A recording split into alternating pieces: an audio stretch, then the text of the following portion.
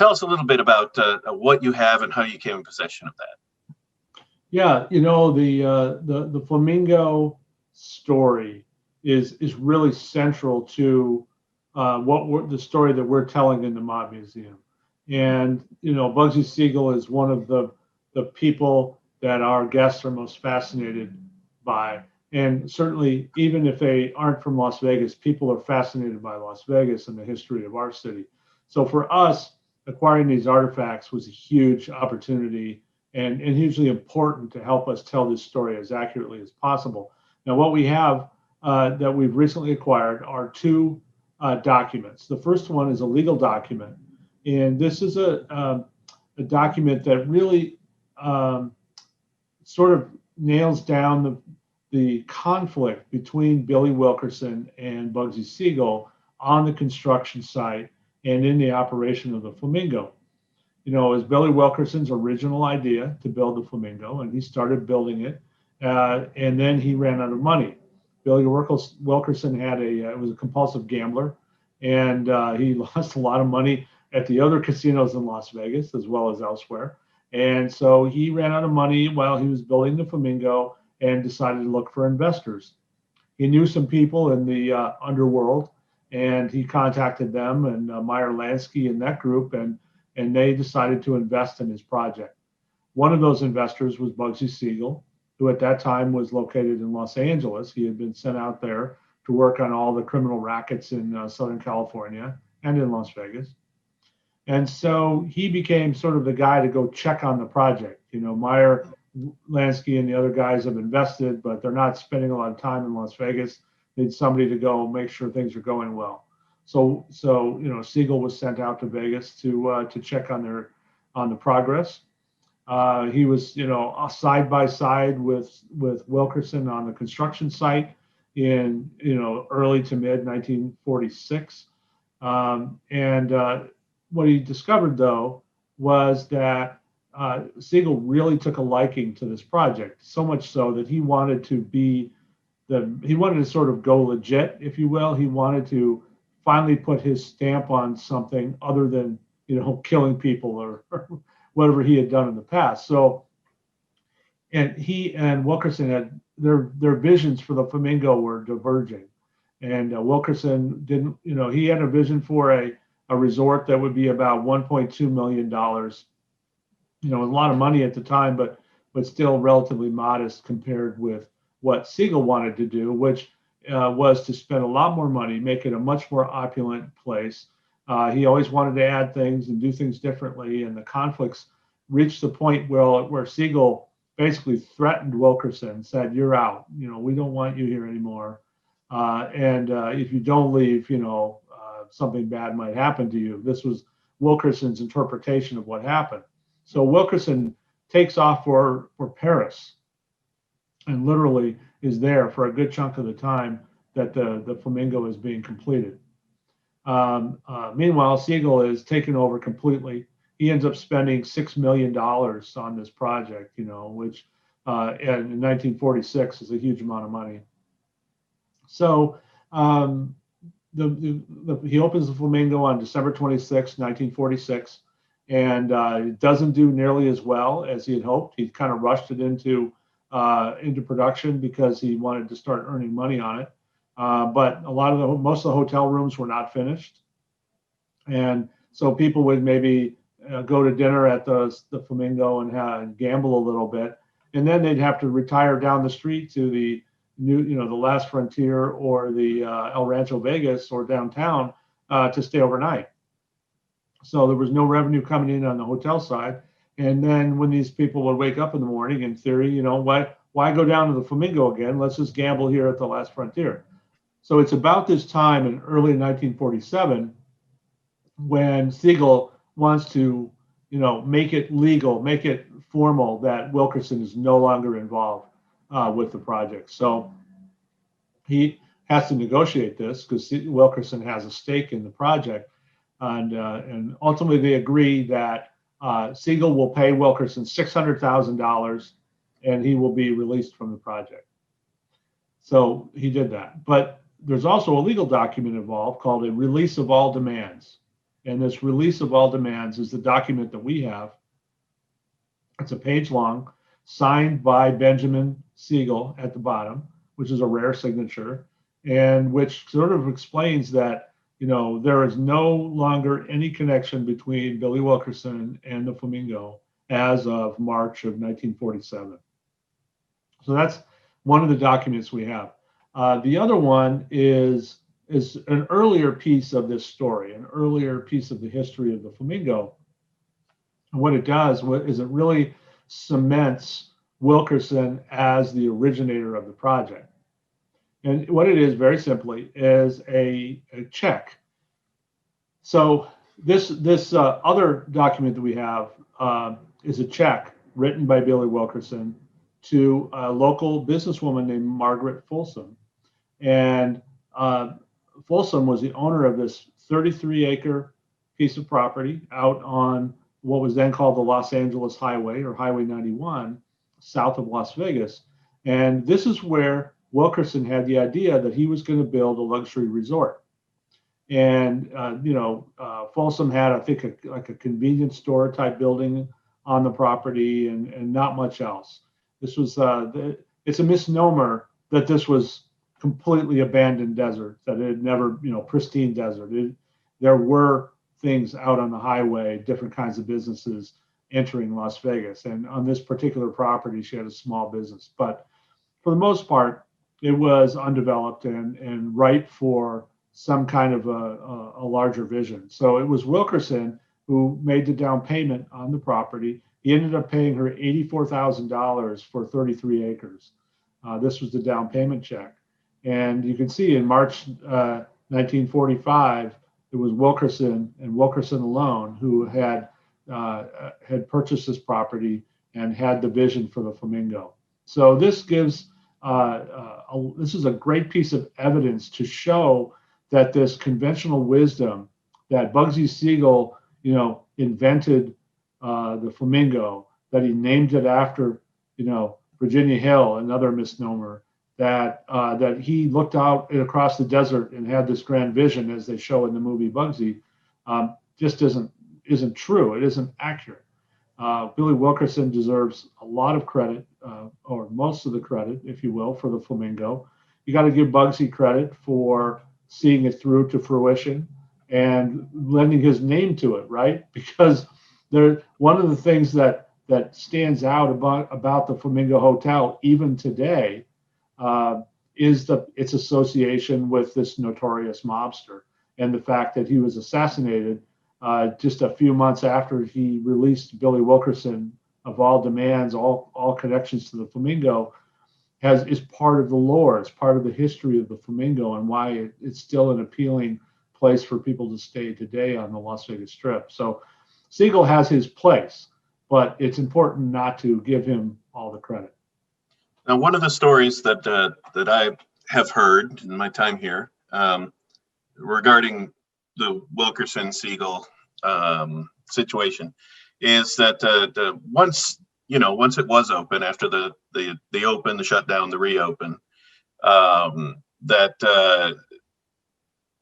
to put it basically, that at that point the mob that Siegel was working with or for came looking for a return on their investment, couldn't find it, but found him out in Beverly Hills and took care of business. And then on top of that, I had someone tell me once, and I haven't been able to confirm it, that then the folks who may or may not have taken care of Bugsy came back here to the Flamingo and said, he's out, we're in. I'm guessing history's not that straightforward. Well, so the first thing to know about the Bugsy Siegel murder, which happened on June 20th, 1947 in Beverly Hills, California, at Virginia Hill's home, is that we don't know exactly what happened. As hard as investigators have searched, as thoroughly as historians have sought to understand exactly what happened, all these years later, we don't know for sure. No one has ever been arrested. No indictments have ever come down. It's still an open investigation, technically, Beverly Hills Police Department still is investigating in theory. Um, I've been told that the Beverly Hills Police Department internally believes that they know what happened, but they haven't released it for whatever reason, and of course all the people involved are gone. But theories abound, and the leading theory, certainly the leading theory, and the most plausible theory, is that Bugsy had really outworn his welcome with his mob partners as it pertained to the Flamingo. He had overspent, he had underdelivered, as a lesson there, and he was very arrogant about it, and very dismissive of his partners, longtime friends and partners who were involved in this, and he was really had adopted that attitude that he alone was going to handle this problem, and that everybody can just fall in line behind him, and that is not necessarily set well with the powers that be within the organized crime. So that the theory is that this assassination job, this hit job, was assigned to Jack Dragna, who was the head of the mafia in LA at the time, and that he assigned hitmen to go out and take care of Siegel. Now, that's plausible, very plausible. However, there's some weird aspects to that, and one of them is the way the assassination was done. It was a shot from from outside the home to shoot inside the home, and Siegel just happened to be on the couch and just happened to be facing the window that was open. And what if he decided not to sit on the couch? What if he had decided to go upstairs and go to bed? I mean, I guess it could have delayed with the inevitable. But the point is, the typical mob hit is not that risky. It's more like I come up behind you and shoot you in the back of the head at close range, or we put you in the trunk and take care of it very directly and bury you out in the desert. That is not what happened here. So it's an unusual mob hit. So that leads other people to speculate that there might have been some other arrangement here, and the ideas range from that this had more to do with disputes over the race wire than it did over the Flamingo Hotel.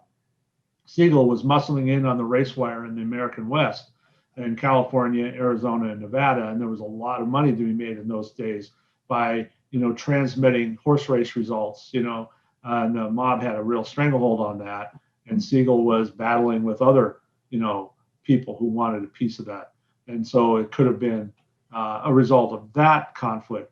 Another theory is that that when we know Bugsy was occasionally abusive to Virginia Hill in those busy days of 46 and 47, that she was a bombastic personality, and she was prone to throw things at him and whatnot. But he was also, we have the sense that he beat her up a few times. So the theory is, and backed by different sources, that one of Virginia Hill's many brothers, in particular one who was a military veteran who was a sharpshooter, learned of this abuse and decided to take matters into his own hands. And it was a military carbine rifle that was used to shoot Siegel. So in theory, maybe it was Virginia Hill's one of her brothers who did it. I'm inclined to think that is not a likely scenario. It could have happened, but we don't even know which brother. We don't know any names. We don't have any information like that at all. So it seems a little bit speculative. So definitely the timing of Bugsy Siegel's death suggests the mob was involved, and that they had become unhappy with his course of affairs. And I'll say one more thing about that. One of the other theories pertaining to the mob's involvement is the speculation, the rumors at the time that Siegel was actually skimming in other words, stealing from the mob. Some of the money that supposedly was supposed to go into the casino was actually going in his pocket. And giving some credence to that theory, Virginia Hill herself, just like not too much time before the assassination, left the country. And one wonders if she was advised to actually get out of town because this was going to happen, or that she was actually smuggling money out, this skimmed money out of the country for her and Benny later on. I'm not sure he was skimming any because he didn't have he was plowing money into this casino like crazy, and he was, going to make money. If he had stayed around, he would have made good money on it, and everybody would have been happy because the Flamingo ended up becoming very successful. You asked about what happened after he was killed. Right. Well, after he was killed, we know we have a good authority that not 20 minutes after he was killed, on the evening of June 20th, that a group of executives walked into the Flamingo and said, basically, we're in charge now. And that again suggests that the mob knew what was happening ahead of time. It may not be quite as dramatic a turn of events as it sounds on the surface, only because the people who came in and said they were in charge essentially were already in charge. In other words, they were working for Siegel at the time. So all they were saying is, basically, don't worry, Siegel's out, he's gone, but everything is fine. We're going to keep operating as usual. But, the timing is the interesting part of that. Yeah, that screams a little bit more than coincidence. But yeah. So Siegel himself, as a mobster, two questions there. What outfit was he associated with? Who was he answering to? And the Flamingo wasn't his first go at casino life here in Las Vegas, right? He had spent some time downtown and maybe some other places. Yeah. So Ben Siegel grew up on the streets of New York. And it was when he was a teenager that he hooked up with Meyer Lansky. And they had a little street gang called the Bugs and Meyer gang. And they were involved in all kinds of criminal activities during the 19 teens, if you will. And when Prohibition hit, it was Meyer Lansky immediately thought, okay, this is something we need to take advantage of. And they did. They got involved with bootlegging. And they particularly got involved with a man named Arnold Rothstein. And Arnold Rothstein was the king of the gamblers in New York. And he was definitely associated with organized crime, although he kind of was a one-man band. He was doing a lot of different things, and he wasn't necessarily part of a coordinated syndicate. But Bugsy and Meyer came under his tutelage, and there they met a guy named Charles Lucky Luciano. And Luciano was a young man as well. He was more in the mafia because, keep in mind, Meyer Lansky and Bugsy Siegel were Jewish, so they couldn't really join a mafia organization per se.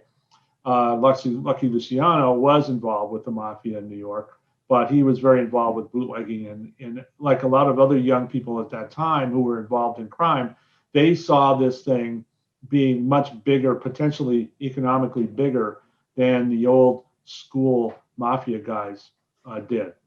And so they, before long, Lucky Luciano cooked up a scheme to kill off the old school mafia bosses in New York. And in 1931, that's exactly what he did. And Joe Masseria and Salvatore Maranzano were both killed, and Lucky Luciano took over. And what Luciano did was he created a thing called the Commission. And the Commission was sort of like the board of directors for the mafia. And he was the figurehead at the top. And there were 5 families in New York that were involved. There was a family in Buffalo, and then the Chicago outfit. And these guys were the leadership of the Commission.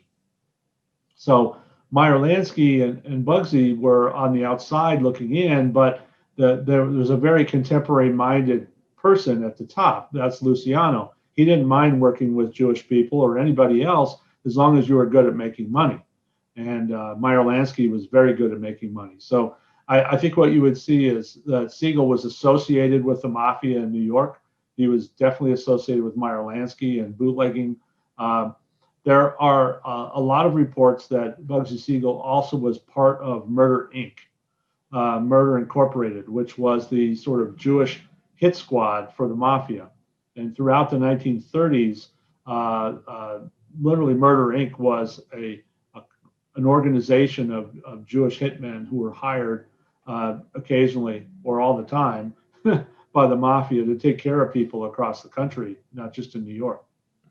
Reportedly, Murder Inc. killed as many as 1,000 people. Wow. Now, Bugsy was not one of their main guys, but he certainly has been associated with Murder Inc. over the years. So comes the mid-30s, there's a lot of increasing activity in California, and Siegel, mostly by Meyer Lansky, I think, is encouraged to move out to California and get and figure out what's going on with all of the criminal rackets out there, and let's figure out how to make some money out there in California. And so Siegel is sent out to LA, and before long, even as early as 1941, Siegel comes to Las Vegas, and he invests a small amount of money in a downtown casino called the Northern Club.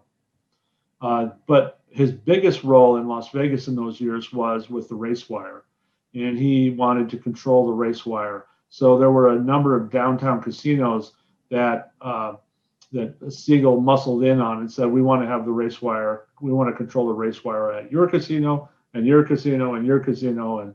And so, Siegel definitely was involved in Las Vegas well before the Flamingo. And then in 1945, very importantly, he was part of a group of investors who bought the El Cortez. The El Cortez had been built in downtown Las Vegas in 1941, and it was sold to basically the same people who ended up investing in the Flamingo a year before had invested in the El Cortez, and Siegel was one of those individuals. They only kept the El Cortez for about a year, and then they sold it at a profit. I think they made about $160,000 on it, but they took that money and plowed that into the Flamingo, along with taking some of the trained staff from the El Cortez and bringing them over to the Flamingo. So the El Cortez was sort of the precursor to the Flamingo in terms of the mob's involvement with Las Vegas.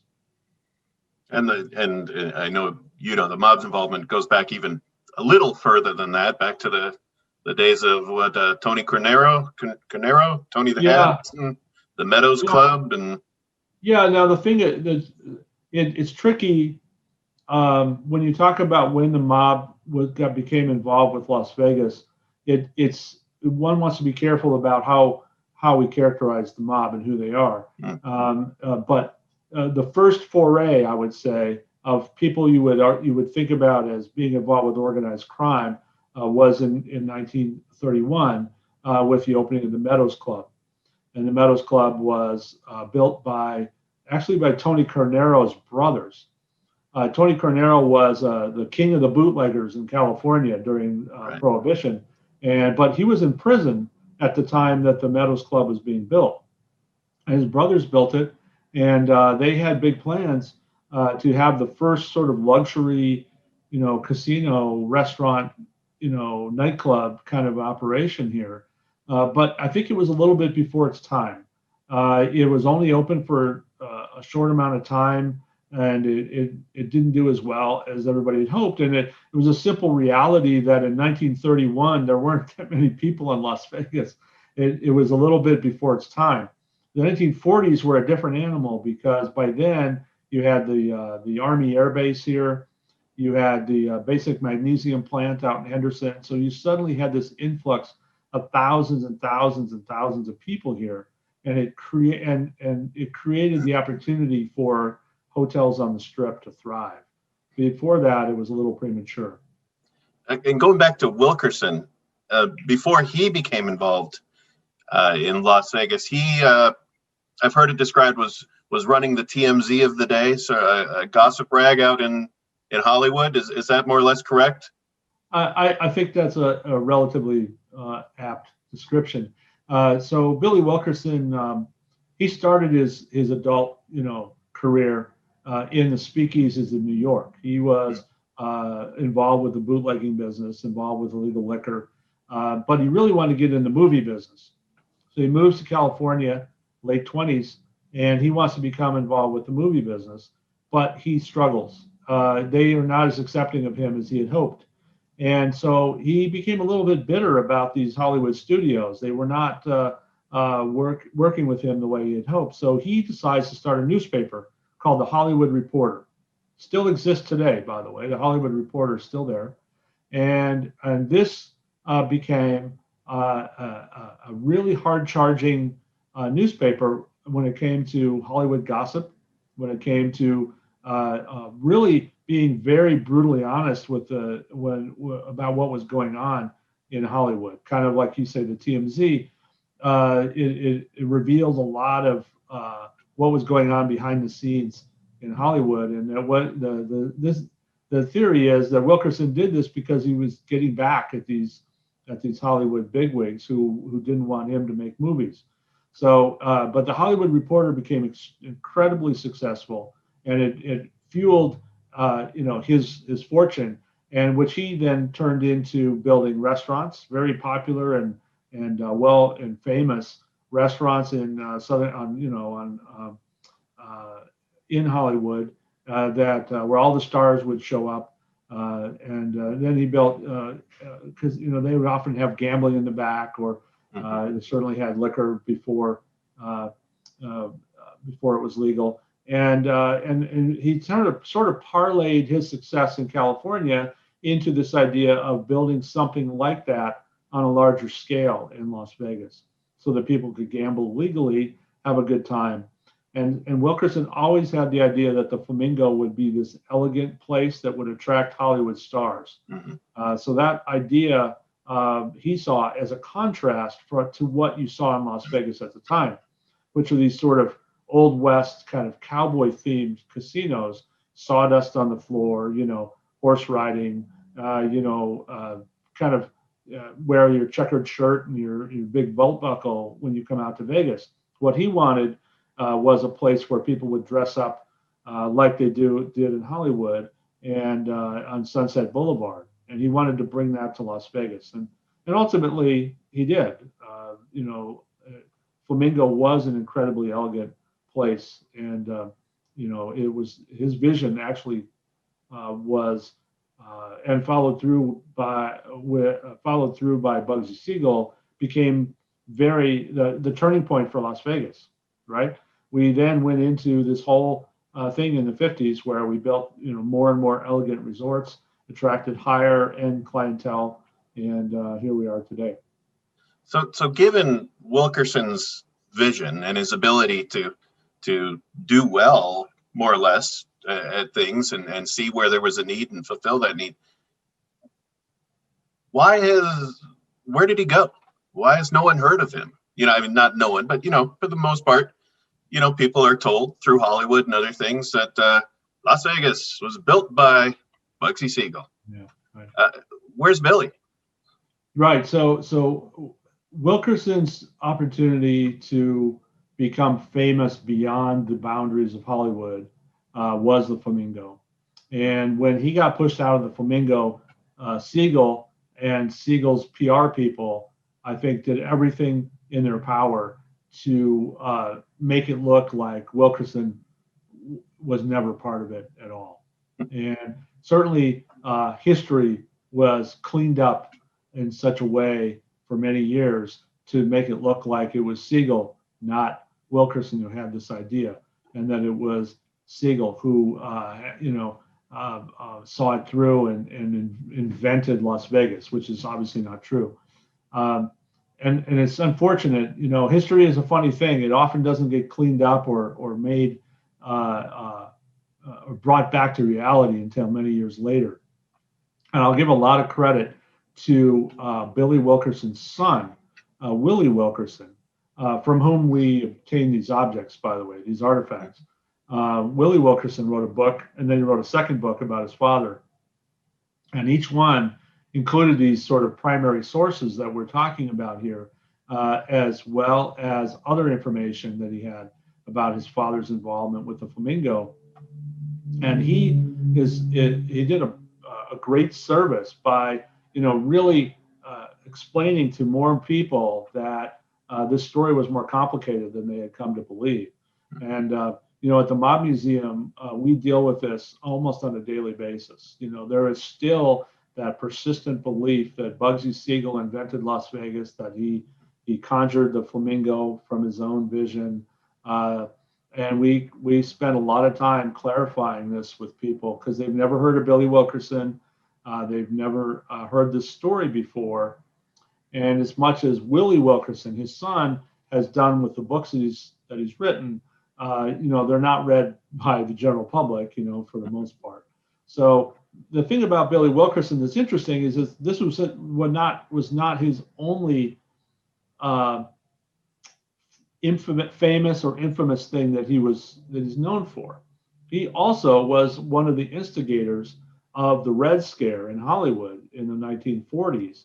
He, along with Howard Hughes and along with some of these other studio executives at the time, were going bonkers in the late 40s, suggesting that all these screenwriters and actors were a bunch of communists and we needed to root them out of the industry. And Wilkerson, through the pages of his Hollywood Reporter, was one of the biggest people involved in this. That's not a badge of honor. That's a problem. But I think it's again Willie Wilkerson who has reminded us with his more recent book on this that Billy Wilkerson was a big part of that. And again, a little bit lost to history, Billy, on that, because you don't hear his name in the forefront of that crusade that happened at that time, which ultimately brought in Senator McCarthy, and then you had in the early 50s, the guys who were banned from participating in the movie business, that whole thing. But Billy Wilkerson was one of the instigators of that. And now you have in your possession, the Mob Museum's possession, that kind of the key connection. Now, with this, does Billy Wilkerson earn a quite literal spot on the wall right next to Bugsy? How are you working this into your story at the Mob Museum? Yeah. So even before we had these new artifacts, we have a Flamingo display currently in the museum, in which we have a panel that has Bugsy and Billy's pictures side by side, and we explain this story. So we feel that we've been trying to tell this story for a while. But these documents, once we introduce those to our exhibit, I think we're going to really enhance people's understanding of this story. And those will be going probably on display in March, and permanent display, I should say. And we really want people to understand this story, not because, we want to understand it because it's true. I mean, that's the most important thing. But we also want people to understand this nuance that, Bugsy Siegel is important. We're not trying to necessarily diminish his role, but just point out that, this is a lot more normal kind of business operation than, the fantasy world of Hollywood wants you to imagine. It happens all the time that one company or one individual starts a project and someone else finishes it, or that people need to get additional investors to finish it. Happening right now on the Strip. I mean, the Echelon turned into Resorts World. Exactly right. So there's many examples of this in Las Vegas and beyond. And Wilkerson just needs a little tip of the cap, and then we'll talk about Siegel. A lot of people talk about Siegel. All right. Given our time right now with COVID, Give me a little bit about what the Mob Museum's doing. I assume you're still open, hours, what you're looking at through the holidays. Yeah. So the Mob Museum has been open since June 1st. We were closed for about 11 weeks before that during the first, sort of shutdown in Nevada. But then we reopened on June 1st with a 50% capacity limit based on the state protocols. More recently, the governor reduced that to 25% capacity. So, but all during this time, we have had guests coming into the museum. We have very strict protocols about mask wearing. Even before they were mandated, we were requiring masks. And we do a temperature check and a whole health check before you can enter the museum. And then we try to enforce the masks wearing on the floors of the museum, as well as social distancing as best we can. So, what we've done is we believe we've created an opportunity for people to come see the museum in as safe a manner as we can do it. The numbers are not as high as they were before, but that's actually a blessing in disguise, right? Because we don't want people jammed into these corridors at this time. So, we're seeing a nice stream of guests coming into the museum, but it's not crazy, numbers like we were seeing before the pandemic. I mean, the museum before the pandemic had become extremely busy, and in a good way. I mean, we were certainly happy to see the numbers of people who were coming to the museum, indicating that we're doing something right. But there were times of day when we were like, man, there's a lot of people. It kind of hurts the experience a little bit for some people who have to compete to go look at an exhibit or to watch a movie or whatever. So we are in a historic building, right? So it's protected to some extent in the way it's designed and the way it looks. So we can't go in there and break open walls and create all this open space the way you might be able to do in a more contemporary building. So we have to work with what we have. And some of the corridors are a little bit narrower than we would like, and that kind of thing. But they're also part of the charm of the building. This is one of the oldest buildings in Las Vegas. Beautiful, classical modern look, and it's part of the charm of the place. So it's always a balancing act with us. And right now we feel pretty good about what we're able to offer during this time. We're also gearing up, of course, for when it's over, and we feel like late next year, once some of these restrictions are pulled, that we're going to be able to resume what we were doing before the pandemic, which is live music in the speakeasy, 3 nights a week, and big programs in the courtroom, with 90 or 100 people, that kind of thing, and we're excited to get back to that eventually. And you mentioned the speakeasy. That's something relatively new to a relatively new museum. Tell our audience a little bit about that, because maybe they've been here, maybe they've gone through, 5-6 years ago, went through the museum. But this is a fairly substantial new addition that you have, correct? Yes, for a couple of years now, we've been operating a speakeasy bar in the basement of the Mob Museum. Now, I call it an exhibit that happens to have a bar in it, because that's my perspective. But it is. I mean, it is not like your themed speakeasies that you see around the country, speakeasy bars that you see around the country, where they kind of have the decor of a speakeasy, but everything else is very modern. In our case, we are telling stories just like it's an exhibit space. We have artifacts displayed in the speakeasy from the 1920s.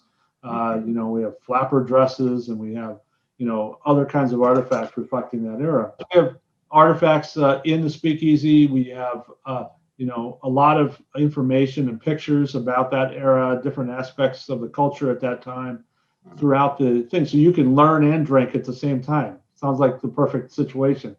But we also, it's a bar in essence, and people can come. If you come on a tour of the museum during the day, you can end your tour in the museum. You can end your tour in the speakeasy and have a drink. We have our specialty cocktails that we only prepare. You can also take a tour of our distillery, and I have underplayed that suddenly. We make moonshine in the basement of the Mob Museum. We have a pot still, operating pot still, and we make moonshine in the museum. So we're not only we have the bar side, the consumption side, but we also have the production side. And we're trying to sort of exemplify that era on a daily basis. It's such an important era in the history of the mob, and so the reception to our speakeasy and distillery have been amazing. People absolutely love the notion that it's history come alive, right? It's an opportunity to experience history in a very fun way.